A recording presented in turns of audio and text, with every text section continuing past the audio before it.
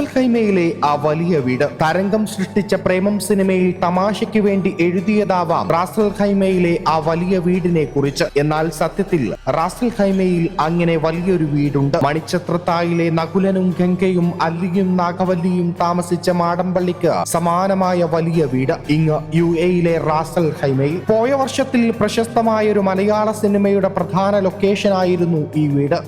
ഏതായിരിക്കും ആ സിനിമ? ജിന്നുകളെയും പ്രേതങ്ങളെയും കൂട്ടിച്ചേർത്ത കഥകളാണ് കുറച്ചു വർഷങ്ങൾക്ക് മുൻപ് വരെ ഈ കൊട്ടാരത്തെ കുറിച്ച് പരക്കെ പരന്നത്. കിംവദന്തികൾ പ്രചരിപ്പിച്ചതോടെ കോടികൾ ചിലവഴിച്ച് നിർമ്മിച്ച പാർപ്പിടം ഉടമസ്ഥൻ എന്നേക്കുമായി അടച്ചിട്ടു.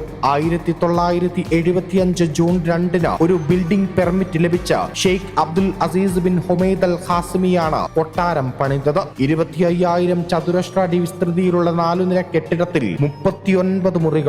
ഇന്ത്യൻ, മൊറോക്കോ, ഇറാൻ വാസ്തുവിദ്യയുടെ സംയോജിത സൗന്ദര്യം തന്നെയാണ് മുഖ്യ ആകർഷണം. കൂറ്റൻ ലൈറ്റുകൾ, തടിയിൽ തീർത്ത ശില്പങ്ങൾ, ഇടുങ്ങിയ കോണിപ്പടികളെല്ലാം ചുരുക്കി പറഞ്ഞാൽ പ്രേത സിനിമകളെ ഓർമ്മിപ്പിക്കും. കെട്ടുകഥകളിലെ പ്രേതഭവനം ഇന്ന് സഞ്ചാരികളുടെ സന്ദർശന ഇടമാണ്. പ്രേതബാധ സഹിക്കാൻ കഴിയാതെ ഒടുവിൽ ഷെയ്ഖ് അബ്ദുൽ അസീസ് കൊട്ടാരം വിറ്റു. താരിഖ് അഹമ്മദ് അലി അൽ ഷർഹാൻ എന്ന പുതിയ ഉടമസ്ഥൻ കെട്ടുകഥയിൽ ടൂറിസം സാധ്യതയാണ് കണ്ടത്. 75 ദിർഹംസിന്റെ ടിക്കറ്റ് എടുത്ത് ഇന്ന് ആർക്കും കടന്നുവരാം. അൽഖസർ അൽ ഹാമിദ് അഥവാ നിഗൂഢതയുടെ കൊട്ടാരം എന്ന പേര് സ്വീകരിച്ച് സന്ദർശകർക്കായി തുറന്നിട്ടിരിക്കുകയാണ് റാസൽ ഖൈമയിലെ ആ വലിയ വീട്. മറ്റൊരു കാഴ്ചയിൽ ഉടനെ കാണാം.